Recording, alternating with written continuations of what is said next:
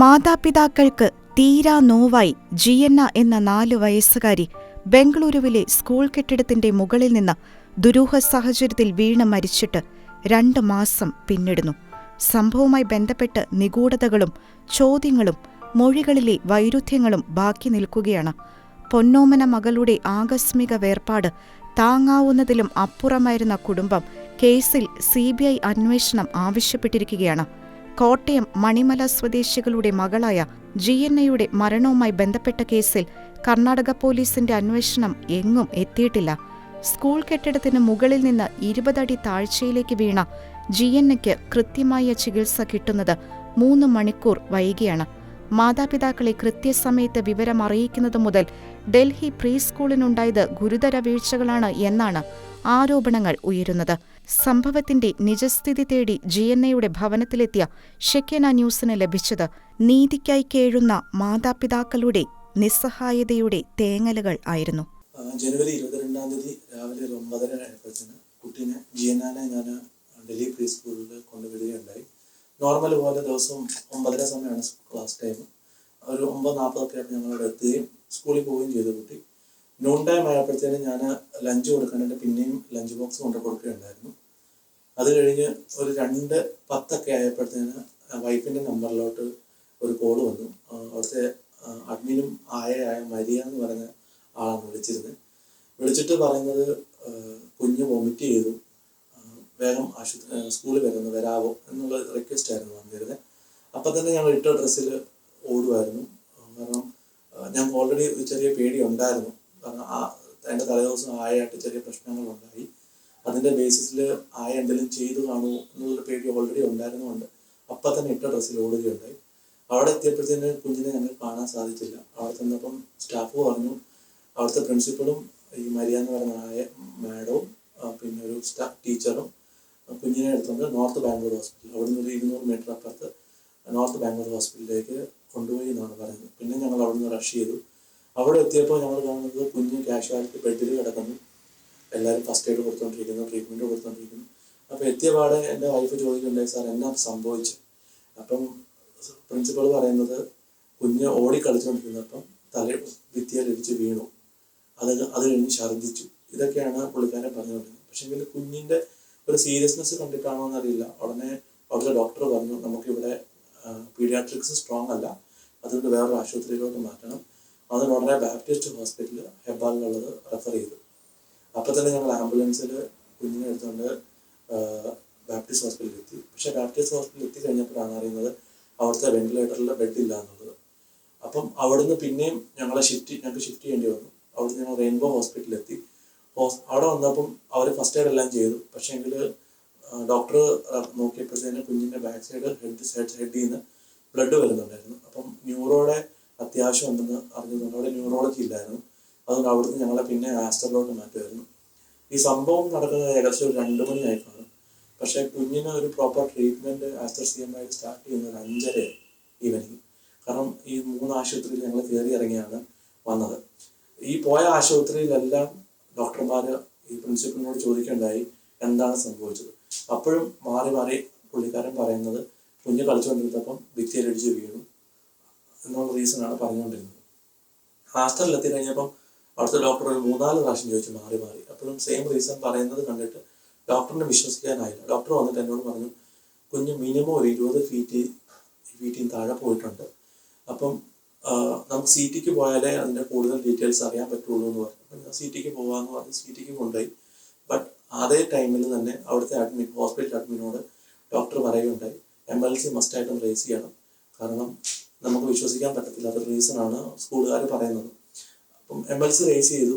CT കഴിഞ്ഞ് report വന്നു. CT report വരുന്നത് ഇങ്ങനെയാണ്: കുഞ്ഞിൻ്റെ ലെഫ്റ്റ് സൈഡ് സ്കള്ളിൽ പൊട്ടലുണ്ട്, കുഞ്ഞിൻ്റെ ലെഫ്റ്റ് സൈഡ് ഐബോണിന് പൊട്ടലുണ്ട്, 2 റെറ്റിനയും ഡീറ്റാച്ച്ഡ് ആയിപ്പോയി. അതുപോലെ തന്നെ ലങ്സ്, ലിവർ, പാൻക്രിയാസ്, കിഡ്നി ഇതെല്ലാം അഫക്റ്റഡ് ആയിട്ട് ബ്ലീഡിങ് ഉണ്ടാകുന്നുണ്ട്. അതുകൊണ്ട് കുഞ്ഞിന് റെസ്പിറേഷൻ സാധിക്കുന്നില്ല, ബ്ലഡിൻ്റെ ആവശ്യമുണ്ട്, വെന്റിലേറ്ററിലോട്ട് മാറ്റണം എന്നാണ് പറയുന്നത്.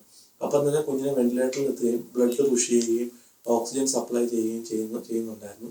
അന്ന് ഈവനിങ്ങിൽ പുള്ളിക്കാരൻ അഡ്മിഷൻ കഴിഞ്ഞിട്ട് CCTV ഞാൻ സ്കൂളിൽ പോയി ചെക്ക് ചെയ്യട്ടെ, എന്തെങ്കിലും സസ്പീഷ്യസ് ആയിട്ടുണ്ടോ എന്ന് പറഞ്ഞ് അവിടുന്ന് മൂവ് ചെയ്തു. പുള്ളിക്കാരൻ പോയി. അപ്പം അത് കഴിഞ്ഞ് ഈ ഒരു ഈവനിങ് 8 o'clock ആയപ്പോഴത്തേനെ വിളിച്ച് പറഞ്ഞു, ഞാൻ CCTV ചെക്ക് ചെയ്തു, അങ്ങനെ സസ്പീഷ്യസ് ആയിട്ട് ഞാനൊന്നും കാണുന്നില്ല, ഞാൻ മോർ ഡീറ്റെയിൽ ആയിട്ട് ഒന്നുകൂടെ നോക്കട്ടെ എന്നുള്ള രീതിയിൽ പറഞ്ഞ് ഫോൺ വെച്ചു. അതിൻ്റെ നെക്സ്റ്റ് ഡേ അവരെ വിളിക്കുകയോ പറയുകയോ ഒന്നും ചെയ്യുകയുണ്ടായിരുന്നില്ല. ഒരു 12 മണിയായപ്പം, സാധാരണ 12:30 ആകുമ്പോൾ കുഞ്ഞിൻ്റെ ക്ലാസ് കഴിയും. ആ ടൈമിൽ നമുക്ക് ഹോംവർക്ക് ഫോർ നഴ്സറി അല്ലെങ്കിൽ LKG എന്നൊക്കെ പറഞ്ഞിട്ട് വാട്സാപ്പ് ഗ്രൂപ്പിൽ മെസ്സേജ് വരാറുണ്ട്. അപ്പോൾ ഞങ്ങൾക്ക് അങ്ങനെ ഒരു മെസ്സേജ് കിട്ടിയപ്പോഴത്തേന് എൻ്റെ വൈഫ് കണ്ടിട്ട് അതിശയിച്ചു പോയി. ലൈക്ക് അവർ നോർമൽ എന്ന പോലെ സ്കൂൾ അന്നത്തെ ദിവസം നടത്തി. അത് നമ്മൾ വിളിച്ച് ചോദിക്കുകയുണ്ടായി, സാറ് നടത്തിയോ? നടത്തി എന്നുള്ള രീതിയിൽ പറഞ്ഞു. എന്നിട്ട് പുള്ളിക്കാരിക്ക് വിഷമം കൊണ്ട് പുള്ളിക്കാരി പറഞ്ഞു, സാറിന് ഇവിടം വരെ ഒന്ന് വരാമായിരുന്നു.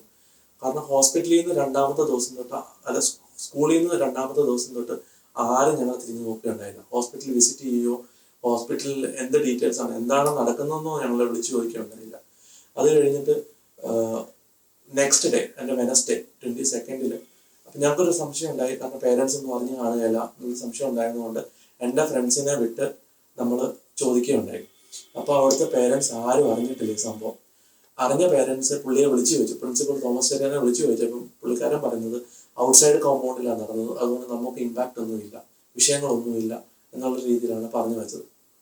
അപ്പം എൻ്റെ ഫ്രണ്ട്സ് വരുന്നത് കണ്ടിട്ടാണോന്ന് അറിയില്ല. അപ്പം പുള്ളിക്കാരൻ ഫോൺ ചെവിയിൽ വെച്ചുകൊണ്ട് അപ്പം തന്നെ ക്യാമ്പസ് വിട്ടു കഴിഞ്ഞ് പുള്ളിയെ കണ്ടിട്ടില്ല. അന്ന് നൂൺ ടൈമിലാണ് പോലീസ് വരികയും അവിടുത്തെ സറൗണ്ടിങ്സ് ചെക്ക് ചെയ്യുകയുണ്ടായി. അപ്പം ചെക്ക് ചെയ്ത് വന്നപ്പോഴത്തേനാണ് പോലീസിന് കൺഫേം ആയത് കുഞ്ഞ് ടെറസിൽ നിന്നാണ് വീണേക്കുന്നത്, വേറൊരിടത്തുമല്ല. അപ്പം കുഞ്ഞ് അവിടെ ഉണ്ടായിരുന്ന ആയമാരെ 2 പേരുണ്ടായിരുന്നു. ഈ കാഞ്ചന എന്ന് പറഞ്ഞ ആയ ഞങ്ങളുടെ വീട്ടിൽ വർക്ക് ചെയ്തുകൊണ്ടിരുന്നതാണ്. പുള്ളിക്കാരിക്കാണ് മെയിനായിട്ട് ഗ്രഡ്ജ് ഉണ്ടാവാനുള്ള റീസൺ. ഗ്രഡ്ജ് ഉണ്ടാവാൻ ഉള്ള പേഴ്സൺ പുള്ളിയാണ്. അതുകൂടാതെ മരിയ എന്ന് പറഞ്ഞൊരു മാമുണ്ട്. ആ മാമും അറസ്റ്റിലായി. പുള്ളിക്കാരനെ ഫോൺ ചെയ്യുകയുണ്ടായി പോലീസ് പല പ്രാവശ്യം. പക്ഷെ പുള്ളിക്കാരൻ വരാം എന്ന് പറഞ്ഞ് പോവുകയാണ് ഉണ്ടായത്. എന്നിട്ട് ഞങ്ങൾ പോലീസ് സ്റ്റേഷനിലെത്തി. അപ്പം ഞങ്ങൾക്ക് സംശയമുള്ള ആളെന്ന് പറയുന്നത് കാഞ്ചന എന്ന് പറഞ്ഞ ആയാണ്. കാരണം പുള്ളിക്കാരി ഞങ്ങളുടെ വീട്ടിൽ വർക്ക് ചെയ്യാൻ തുടങ്ങിയത് ജനുവരി 16 തൊട്ട് 4 ദിവസം വർക്ക് ചെയ്തുള്ളൂ. അപ്പം 3-ാമത്തെ ദിവസം പുള്ളിക്കാരിയുടെ ക്ലീൻലിനെസ്സിൻ്റെ ഇഷ്യൂ, വൃത്തിയില്ലായ്മ കാരണം എൻ്റെ വൈഫ് പുള്ളിക്കാരിയോട് പറയുന്നത് അകം വൃത്തിയാക്കണം, തലയിൽ അപ്പടി പേനാണ്, അപ്പോൾ അതെല്ലാം ക്ലീൻ ചെയ്തുകൊണ്ട് വരുവാണെങ്കിൽ എൻ്റെ കുഞ്ഞുങ്ങൾക്ക് ബെറ്റർ ആയിരിക്കും എന്നുള്ളതായിരുന്നു. അതേ സെയിം റീസൺ 19th ഞങ്ങൾ സ്കൂളിൽ കുഞ്ഞിനെ എടുക്കാൻ ചെന്നപ്പോഴത്തേനും ഞങ്ങൾ പ്രിൻസിപ്പളിനോട് റിപ്പോർട്ട് ചെയ്തു ഇന്ന പോലെയാണ്. കാരണം പ്രിൻസിപ്പൾ റെഫർ ചെയ്തിട്ടാണ് ഈ ആയ ഞങ്ങളുടെ വീട്ടിൽ വരുന്നത്. കാരണം രാവിലെ മോർണിംഗ് സ്കൂളിലും വർക്ക് ചെയ്യുന്നുണ്ട്, ഈവനിങ്ങിൽ ഞങ്ങൾ അവിടെ സ്റ്റാർട്ട് ചെയ്തു. അപ്പം പ്രിൻസിപ്പളിനോട് പറഞ്ഞത് ഇവർ കേൾക്കുകയും ഇവർക്ക് അന്നത്തെ ദിവസം ഭയങ്കര ഒരു അരിശം ഫീലിംഗ് ആയിരുന്നു. കാരണം വെച്ചാൽ ഭയങ്കര ബോൾഡായിട്ട് സംസാരിച്ചു, ഭയങ്കരമായിട്ട് അരിശം ഉണ്ടായി. അന്നത്തെ ദിവസം പുള്ളിക്കാരി വർക്കിന് വന്നില്ല. അപ്പം കൂടെയുള്ള മരിയ എന്ന് പറഞ്ഞ ആയനെ വിളിച്ചു പറഞ്ഞു, മരിയ ഞങ്ങളെ വിളിച്ചു പറഞ്ഞു അവർ ഇനി തൊട്ട് വരുന്നില്ല, ഭയങ്കര ദേഷ്യമാണ്, ഞങ്ങൾ അങ്ങനെ പറഞ്ഞതുകൊണ്ടാണ്, കാരണം വൃത്തിയാക്കണം എന്ന് പറഞ്ഞതുകൊണ്ടാണ് അവർ വരാതിരിക്കാനുള്ള റീസൺ. അപ്പം ഞങ്ങൾ പറഞ്ഞു ഓക്കെ വരണ്ട, ഞങ്ങൾ വേറെ ആളെ എടുത്തോളാം, 3 ദിവസത്തെ ശമ്പളമുണ്ട്, അത് ഞാൻ അവിടെ എത്തിക്കേണ്ടത് ചെയ്തു. അപ്പം ഞാനത് ഈവനിങ് പുള്ളിക്കാരുടെ അമ്മയാണ് പറഞ്ഞു വിട്ടത്. അപ്പം അമ്മേനെ ഞാൻ വിളിച്ച് പറയുകയും ചെയ്തു. അപ്പം അമ്മ പറഞ്ഞു ഞാനിപ്പോൾ ജോലി സ്ഥലത്താണ്, ഞാൻ ഈവനിങ് എത്തിയിട്ട് പുള്ളിക്കാരോട് സംസാരിച്ചിട്ട് ഞാൻ പറയാമെന്ന് പറഞ്ഞു. എന്നിട്ട് സാറ്റർഡേ പുള്ളിക്കാരുടെ ഓഫ് ഡേ ആണ്. സാറ്റർഡേ ഈ അമ്മ വിളിച്ച് പറയുകയുണ്ടായി ഞങ്ങളുടെ ഫിനാൻഷ്യൽ ബാക്ക്ഗ്രൗണ്ട് തീരെ മോശമാണ്, ഞങ്ങൾ പുള്ളിക്കാരി കൂട്ടി 7 മക്കളാണുള്ളത്, അപ്പോൾ അതുകൊണ്ട് ആ പുള്ളിക്കാരിയെ വർക്കിന് റീറ്റെയിൻ ചെയ്യണം എന്നുള്ളൊരു റിക്വസ്റ്റ് ഉണ്ടായി. അപ്പം ഞങ്ങൾ പറഞ്ഞു ഞങ്ങൾക്ക് പ്രശ്നമില്ല, സൺഡേ തൊട്ട് വന്നോട്ടെ എന്ന് പറഞ്ഞു. അപ്പോൾ സൺഡേ പുള്ളിക്കാരി 3:10 ആയപ്പോഴാണ് വരുമ്പോഴേ നമുക്ക് ബോഡി ലാംഗ്വേജ് കാണുമ്പോഴേ അറിയാം, നല്ല അരിശം, നല്ല ബോൾഡ്നെസ് നമുക്ക് കണ്ടപ്പോഴേ അറിയാമായിരുന്നു. അപ്പോൾ ഞങ്ങൾ ചോദിക്കണ്ടേ എന്താ ഞങ്ങൾ അരിശമാണോ എന്നുള്ള രീതി ഞങ്ങൾ ചോദിച്ചു. അപ്പോൾ പുള്ളിക്കാരി പറഞ്ഞു അല്ല ഞാൻ ഉറങ്ങി എഴുന്നേറ്റതുകൊണ്ടാണ് എന്ന് പറഞ്ഞ് ബോൾഡായിട്ടാണ് പറയുന്നത്. നമുക്ക് ബോഡി ലാംഗ്വേജ് കാണുമ്പോൾ സാധാരണ ഒരു മനുഷ്യൻ അരിശപ്പെട്ടാണ് ഇരിക്കുന്നത് നമുക്ക് കണ്ടാലറിയാം. അത് കഴിഞ്ഞ് പുള്ളിക്കാരി കുഞ്ഞിന് ഫുഡ് കൊടുത്തതിൻ്റെ എല്ലാം തറയിൽ കിടപ്പുണ്ടായിരുന്നു. അപ്പം തറ ക്ലീൻ ചെയ്യാനായിട്ട് പുള്ളിക്കാരി വന്ന് വാഷ് ചെയ്യുന്ന സമയത്ത് ഞങ്ങൾ പിള്ളേരെ എടുത്തുകൊണ്ട് റൂമിനടുത്തോട്ട് പോയി. കാരണം വെച്ചാൽ തെന്നി വീഴുമല്ലോ എന്ന് ഓർത്തിട്ടാണ് പോയത്. പക്ഷെ അത് കഴിഞ്ഞ് ഞാൻ തിരിച്ചു വരും, ഞാൻ അവിടെ ഫോൺ പ്ലഗ് ചെയ്യാൻ വെച്ചിട്ടാണ് പോയത്. തറ ഉണങ്ങിയെന്ന് ഉറപ്പ് വരുത്തി ഞാൻ തിരിച്ചു വന്ന് ഞാൻ നോക്കുമ്പോഴത്തേന് എൻ്റെ ഫോൺ അവിടെ കാണുന്നില്ല. അപ്പം ഞാൻ എന്നിട്ട് പുള്ളിക്കാരനെ വൈഫിൻ്റെ ഫോണിൽ നിന്ന് എൻ്റെ ഫോണിൽ വിളിക്കുകയുണ്ടായി. അപ്പോൾ റിങ് ആവുന്നുണ്ട്, ആരും എടുക്കുന്നില്ല. 3-ാമത്തെ ബെല്ലടിച്ചപ്പം ആരോ ഒരാൾ ഫോൺ എടുത്തു. അപ്പം ഇത് എവിടെയാണെന്ന് ചോദിച്ചപ്പോഴത്തേന് അവർ പറയുന്നത് ഞങ്ങളുടെ ബാൽക്കണിയുടെ ഫ്രണ്ടിൽ ഞങ്ങളുടെ സെക്കൻഡ് ഫ്ലോർ ബാൽക്കണിയുടെ ഫ്രണ്ടിൽ ഒരു 2 സൈഡ് വില്ലയുടെ ടെറസാണ്. ടെറസിന്റെ ഒരു 10 മീറ്റർ ലെഫ്റ്റ് സൈഡ് മാറി അവിടെ ഒരു ഓപ്പൺ സിറ്റ് ഔട്ട് ഉണ്ട്. ആ സിറ്റ് ഔട്ടിൽ നിന്ന് അവിടുത്തെ ടെനൻസിന് എൻ്റെ ഫോൺ കിട്ടുകയും അവർ ഫോൺ അറ്റൻഡ് ചെയ്യുകയാണ് ഉണ്ടായത്. അപ്പം അവർ ഫോൺ കൊണ്ട തരാൻ എന്നോട് പറഞ്ഞു, ഈ ബാൽക്കണിയിൽ ആരാണ്ട് തുണി വിരിച്ചോണ്ടിരിപ്പുണ്ടായിരുന്നു, എനിക്ക് തോന്നുന്നു നിങ്ങളുടെ മിസ്സസ് ആയിരിക്കും ഫോൺ വലിച്ചെറിഞ്ഞ് എന്നുള്ള രീതിയിൽ പറഞ്ഞു. അപ്പം ഞാൻ പറഞ്ഞു, അല്ല, മിസ്സസ് എൻ്റെ കൂടെ റൂമിലായിരുന്നു. അപ്പോഴത്തേനാണ് ഞാൻ ക്ലിക്കായത്, ഈ പുള്ളിക്കാരി വാഷിംഗ് മെഷീൻ്റെ തുണി എടുത്ത് അവിടെ വിരിച്ചോണ്ടിരിപ്പുണ്ടായിരുന്നു. അപ്പോൾ ഉടനെ തന്നെ ഞങ്ങൾ ചോദിച്ചു, നിങ്ങളാണോ ഫോൺ എറിഞ്ഞത് എന്നുള്ള രീതിയിൽ ചോദിച്ചു. അപ്പോൾ പുള്ളിക്കാരി ബോൾഡായിട്ട് പറഞ്ഞു, എനിക്ക് അങ്ങനെ ഫോൺ എറിയേണ്ട കാര്യമൊന്നുമില്ല, ഞാനല്ല എറിഞ്ഞത്, ഞാൻ തുണി എടുക്കുമായിരുന്നു.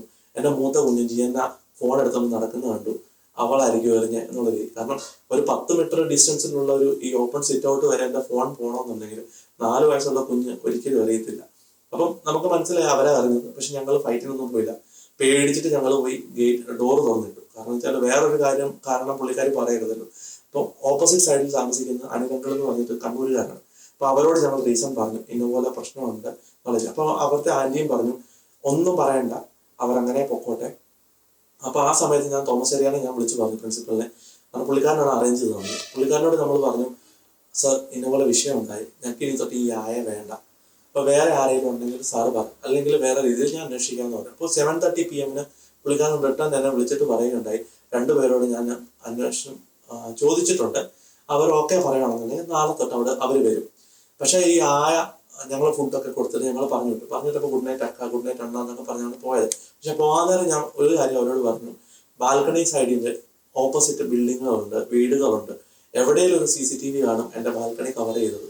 അപ്പം ഞാൻ എൻ്റെ ഫോൺ ആരെ എറിഞ്ഞെന്നുള്ള കൾപ്രിറ്റിനെ ഞാൻ കണ്ടുപിടിച്ചോളാം എന്നുള്ള റീസൺ ഞാൻ പറഞ്ഞു. അത് നടക്കുന്നത് 21st സൺഡേയിലാണ്. 22nd എൻ്റെ കുഞ്ഞ് ടെറസിൽ താഴെ വീഴുന്നു. എൻ്റെ അന്നമ്മോള് എൻ്റെ ജീവനായിരുന്നു. എൻ്റെ ആദ്യ കുഞ്ഞ്. ഞാൻ അതുപോലെ അവളെ നോക്കിയത് കഴിഞ്ഞ 4 വർഷക്കാലം. എനിക്ക് ജോലി ഉണ്ടായിരുന്ന നേരത്തെ ഞാൻ വർക്ക് ഫ്രം ഹോം എടുത്ത് ആർക്കും എൻ്റെ കുഞ്ഞിനെ ഏൽപ്പിക്കാതെ, 2 വീട്ടിലും ഏൽപ്പിക്കാതെ എൻ്റെ കുഞ്ഞിനെ ഞാൻ സ്വന്തമായിട്ട് നോക്കണം എന്ന നിലപാടിലൂടെ ഞാൻ വർക്ക് ഫ്രം ഹോം എടുത്ത് എൻ്റെ കുഞ്ഞിനെ ഞാൻ തന്നെ നോക്കിക്കൊണ്ടിരുന്നത്. ജോലിയുടെ ഭാരം കൂടിയപ്പം എൻ്റെ ഗതികെട്ട അവസ്ഥയിലാണ് ഞാൻ ഒരു ആയ എടുത്തതും ആയിൽ നിന്ന് ഇത്രയും മോശമായ അനുഭവം ഞങ്ങൾക്കുണ്ടായത്. എൻ്റെ കുഞ്ഞ് ഞങ്ങൾ പോയ വഴിക്ക് ആംബുലൻസിൽ നിന്ന് ഓരോ ആശുപത്രിയിലോട്ട് ഷിഫ്റ്റ് ചെയ്തപ്പം എൻ്റെ ഇളയ കുഞ്ഞായ മിന്നുവിനെ എൻ്റെ കൈ പിടിച്ച് അന്നുവിനെ അപ്പുറത്തെ കൈ പിടിച്ചുകൊണ്ടാണ് ഞങ്ങൾ ഓരോ ഹോസ്പിറ്റലും താണ്ടിയത്. അപ്പോഴൊക്കെ എൻ്റെ അന്നു അനുഭവിച്ച വേദന എനിക്ക് കണ്ടു നിൽക്കുന്നതിലും അപ്പുറമായിരുന്നു. അന്നു കിടന്ന് കരഞ്ഞതും, അന്നുവിൻ്റെ ഒരു കണ്ണ് ഒത്തിരി വിങ്ങി, ഈ വായിന്ന് കുറച്ച് രക്തം വന്ന്, തലേന്നും രക്തം വന്ന്, എനിക്ക് ആ മണവും ആ അന്നുവിൻ്റെ ആ ഒരു പ്രസൻസും എനിക്ക് ഇന്ന് രാവിലെ ഞാൻ അനുഭവിച്ച വ്യക്തിയാണ്. അതിൻ്റെ രാത്രികളിൽ എൻ്റെ ഉറക്കം കെടുത്തുകയും എനിക്ക് സത്യം പറഞ്ഞാൽ എൻ്റെ ഇളയ കുഞ്ഞിനെ മനസ്സ് തുറന്ന് സ്നേഹിക്കാൻ പോലും ഇപ്പൊ പേടിയാണ്. ഒരു നിമിഷം അല്ലെങ്കിൽ മറ്റു നിമിഷം ഇനി അതും എൻ്റെ കയ്യിൽ നിന്ന് നഷ്ടപ്പെടുമോ എന്നൊരു പേടിയിലാണ് ഞാൻ ഇപ്പോഴും ജീവിക്കുന്നത്. എനിക്കിതിൽ ഏറ്റവും എന്നെ അലട്ടുന്ന ഒരു വിഷമം എന്നത് തോമസ് ചെറിയാനെ കുറിച്ച് പറയാനാണ്. തോമസ് സാറിനെ ഞാൻ പറയത്തുള്ളൂ. ഞാനാണെങ്കിൽ ഏറ്റവും കൂടുതൽ ഇഷ്ടം സാറിനെ ആയിരുന്നു. സ്കൂളിൽ പോകാൻ മടിയുള്ള ദിവസം തോമസ് സാറിനെ കണ്ടു കഴിയുമ്പോൾ അവൾ ഓടി തോമസ് സാറിന്റെ തോളിൽ കയറുമായിരുന്നു. സാർ ആ ഒരു രംഗം മാത്രം ഓർത്താൽ മതിയായിരുന്നു. എൻ്റെ കുഞ്ഞിന്റെ കൂടെ നിന്ന് കറക്റ്റായിട്ട് കുഞ്ഞിന് എന്താ പറ്റിയെന്ന് എനിക്കറിയത്തില്ല എന്നൊരു വാക്ക് പറയുമായിരുന്നെങ്കിൽ, അല്ല കുഞ്ഞിന് ഇത്തരം ബ്ലീഡിങ് ഉണ്ട്, അവൾ മേ ബി ടെറസിന്ന് വീണതായിരിക്കും എന്നൊരു വാക്ക് പറയുമായിരുന്നെങ്കിൽ ഉറപ്പായിട്ടും അനുമോടെ ജീവൻ രക്ഷിക്കാൻ പറ്റുമായിരുന്നു. 4 സമയമാണ് എൻ്റെ കുഞ്ഞ് അതിവേദന നിന്നത്. അവള് ലാസ്റ്റ് ഹോസ്പിറ്റലിൽ ചെല്ലും വരെയും അവള് കരയുന്നുണ്ടായിരുന്നു. അതിൽ എനിക്ക് വളരെ വിഷമമുണ്ട് തോമസ് സാർ ഇത് ഞങ്ങളോട് ചെയ്തല്ലോ എന്ന് ഓർക്കുമ്പോൾ. കാരണം അവസാന നിമിഷം വരെയും സാർ എന്നോട് പറയുന്നത് കുഞ്ഞ് ഹിറ്റ് ആൻഡ് റൺ ആണ് എന്നൊരു വാക്കാണ്. ആ വാക്കിൽ ഞാൻ വിശ്വസിച്ചു. കാരണം സാറിൽ ഞാൻ വിശ്വസിച്ചു. അത് സാറ് എന്നോട് കാണിച്ച ഏറ്റവും വലിയൊരു നീതികേടാണ്. ഈ പോലീസിന് ഇപ്പം എനിക്കറിയാം, പോലീസിന് പുള്ളി നല്ല പോലെ കാശ് കൊടുത്ത് ആ കേസ് അട്ടിമറിക്കാൻ ശ്രമിക്കുന്നുണ്ട്. കാരണം പോലീസിനോട് ഞങ്ങൾ പറയുന്ന ഓരോ കാര്യങ്ങളും പോലീസ് കേസ് ഷീറ്റിൽ ആഡ് ചെയ്യുകയോ വേണ്ട നടപടികൾ സ്വീകരിക്കുകയോ ചെയ്യുന്നില്ല. ഒരു കുഞ്ഞ് എക്സാമ്പിളാണ് ഈ ആയ ഫോൺ വലിച്ചെറിഞ്ഞ കാര്യം. അതാണ് ഈ അന്നുവിന് ഈ അവസ്ഥയ്ക്ക് കാരണമെന്ന് ഞങ്ങൾ പറയുമ്പോഴും അത് പോലീസ് ഈ കേസ് ഷീറ്റിൽ ആഡ് ചെയ്യുകയോ അല്ലെങ്കിൽ ആ ആയോടൊന്നും ചോദ്യം ചെയ്യുകയോ ഒന്നും ചെയ്തിട്ടില്ല. ആയയും തോമസ് സാറും ഇപ്പോഴും അവര് ജാമ്യം കിട്ടി അവര് സുഖവിഹാരത്തിലാണെന്ന് തന്നെ ഞാൻ പറയും. അവർക്കൊരു ടെൻഷനും ഇല്ല. ഞങ്ങൾക്ക് ഒരു നീതിയും കിട്ടുന്നില്ല. ഓർത്തെ മരിച്ചു കഴിഞ്ഞ് 2 മാസമായി. ഫോറൻസിക് റിപ്പോർട്ട് എന്തുകൊണ്ടാണ് വൈകുന്നത്? ഒരമ്മയുടെ അപ്പൻ്റെ ദുഃഖം, അവരതിന് ദൈവം, എനിക്ക് ഉറപ്പുണ്ട്, ദൈവം അവർക്ക് കറക്റ്റായിട്ട് നീതി നേടിക്കൊടുക്കും. ദൈവം അവർക്ക് നല്ല ശിക്ഷ കൊടുക്കും. ദൈവം അവരെ വെറുതെ വിടും. എനിക്ക് ഒരു ഇതുമില്ല. കാരണം ഒരു കുഞ്ഞു മാലാഖയാണ് അവരെ വേദനിപ്പിച്ചേക്കുന്നത്. ഒന്നും അറിയാത്ത എൻ്റെ കുഞ്ഞ് പാവം വരുന്നു. എൻ്റെ കുഞ്ഞിന് എന്നാ പറ്റിയെന്ന് എനിക്കറിഞ്ഞ് അവർക്ക് ഏറ്റവും പരമാവധി ശിക്ഷ കൊടുക്കണം. അന്നുവിന്റെ വേദന, അന്നു അനുഭവിച്ച വിഷമം, ഞങ്ങളുടെ വിഷമം ഒരമ്മ എന്ന നിലയ്ക്ക് പെറ്റ വയറിനെ അറിയത്തുള്ളൂ വേദന എന്ന് പറയുന്നത് ഒത്തിരി കറക്റ്റാണ്. എനിക്കൊന്ന് ആഹാരം കഴിക്കാനോ ഉറങ്ങാനോ, ഒരു നല്ല ആഹാരം എടുത്ത് എന്റെ കൊച്ചിന് കൊടുത്തിട്ട് ഞാൻ കഴിക്കാറുള്ളായിരുന്നു. ആ ഒരു വേദന അത് അമ്മമാർക്ക് പറഞ്ഞാൽ മനസ്സിലാവും. അതുകൊണ്ട് തോമസ് ചെറിയാൻ ഞങ്ങളുടെ കൂടെ നിന്ന്, ഇനിയെങ്കിലും ഞങ്ങളുടെ കൂടെ നിന്ന് ഞങ്ങളുടെ കൊച്ചിനെന്നാ പറ്റിയെന്ന് സഹായിക്കണം എന്ന് മാത്രമേ എനിക്ക് പറയാനുള്ളൂ. ഇതൊരു കൈകളോടെ താങ്കളുടെ മുന്നിൽ കൈകൂപ്പും. ജീവിത മാർഗത്തിനായിട്ട്, ഉപജീവനത്തിനായിട്ട് ഈ മലയോര ഗ്രാമത്തിൽ നിന്നും അന്യസംസ്ഥാനത്തിലേക്ക് പറിച്ചു നടപ്പെടേണ്ട വന്ന ഒരു കുടുംബത്തിൻ്റെ വേദനയാണ് നിങ്ങളിപ്പോൾ കേട്ടത്. പൊന്നോമന കുഞ്ഞിനെ നഷ്ടപ്പെട്ടപ്പോൾ ആരും സഹായിക്കാനില്ലാതെ പോകുന്ന ഒരവസ്ഥ. ഒരിക്കലും ഇവർക്ക് മറക്കാൻ പറ്റാത്ത ദുഃഖത്തിൻ്റെ കോറൽ വീണിരിക്കുകയാണ് ഇവരുടെ ഹൃദയത്തിൽ. നീതിക്ക് വേണ്ടിയുള്ള ഈ യാത്രയിൽ CBI അന്വേഷണം വേണമെന്ന് തന്നെയാണ് ഇവർ ആവശ്യപ്പെടുന്നത്. നമുക്കും പ്രത്യാശിക്കാം, പ്രാർത്ഥിക്കാം, ഇവർക്ക് പ്രിയപ്പെട്ട കുഞ്ഞിൻ്റെ ആത്മാവിനും നീതി കിട്ടുമെന്ന്.